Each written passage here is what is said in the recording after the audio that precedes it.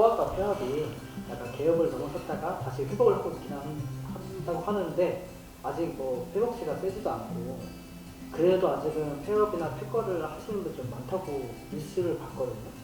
근데 원장님이 좀 다른 분야이긴 한데 이런 현상이 생긴 이유가 어떤 거라고 보시고 계신지?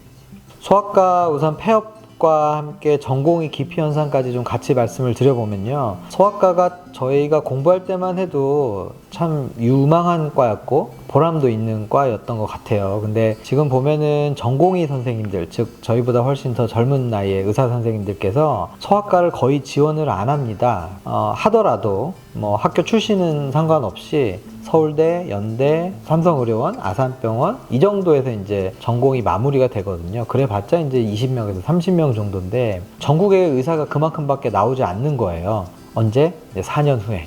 4년 후에 근데 앞에 있는 의사 선생님들 많이 계시죠. 근데 최신 치료에 대한 방법을 알고 있고 또 그런 치료들을 적용할 수 있는 지식들은 항상 업데이트가 되고 그런 것들은 또 젊은 선생님들이 또 잘 아신단 말이죠. 그렇게 되면 만약에 그 소아과 선생님들이 개원가나 아니면 학교에서 그 중요한 역할을 하게 될 때는 정말 저희 아이들이 가서 치료를 잘 받을 수 있는 병원이 많이 줄어드는 겁니다. 그리고 이런 문제들을 의사 선생님들이 이제 여러 번 얘기를 했거든요. 소아과 문제에 대해서 전공도 기피를 하고 밖에 나가서 이제 소아과로서 전문적으로 활동하시는 선생님들이 줄어들고 있다는 얘기를 많이 했습니다. 근데 이런 현상이 생기는 이유는 뭐 아주 다양할 것 같아요. 소아과 선생님들 보시면 저도 마찬가지인데 진료 현장에서 소아를 보는 게 상당히 어렵거든요. 위험합니다. 그리고 조심스럽고요. 그런 아이들을 다룰 수 있는 기술이 따로 있는 건 아니에요. 사실은 뭐 얼굴이 선하게 생기고 손이 부드럽고 말을 편하게 해주고 이런 것도 물론 좋겠지만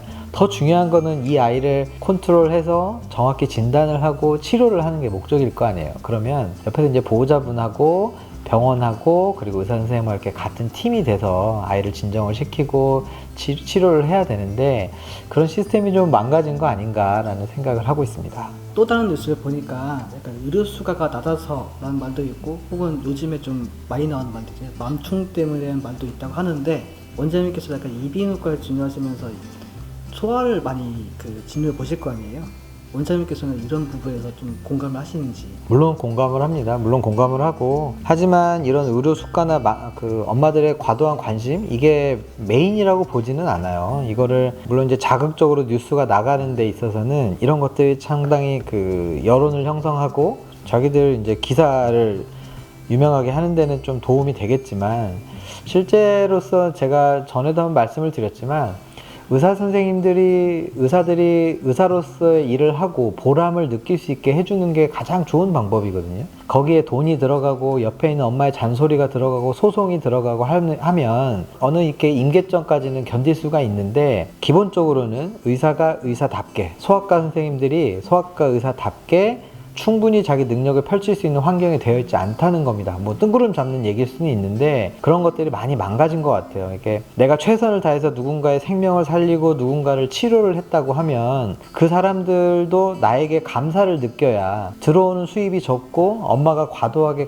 집중을 한다고 해도 그 치료에 저희가 집중을 할 수가 있거든요. 그리고 최선을 다할 수가 있고 근데 그런 환경이 없는 우리나라 의료 환경에서는 옆에 있는 낮은 수가나 맘충에 의한 관심 뭐 이런 것들이 더 스트레스가 되는 겁니다. 소명의식만으로서는 이 업을 계속하기가 좀 어려워지는 거죠. 그래서 요구하는 게 엄마들의 너무 지나친 카페나 이런 활동도 마찬가지고 그러면서 이제 망하는 병원도 있었으니까요. 그러려면 속가라도 올려주라 이런 심정이었던 것 같아요. 그것보다는 선행해야 될 거는 의료라는 게 사실은 앞에 있는 사람을 해하려고 하는 사람이 어디 있겠어요. 그런 사람은 없고 그런 의도나 아니면은 선의를 알고 계신다고 하면 옆에서 도와주시고 어쩔 수 없이 발생하는 문제들에 대해서는 서로 이해하는 게 중요하지 않을까라는 생각을 하고 있습니다.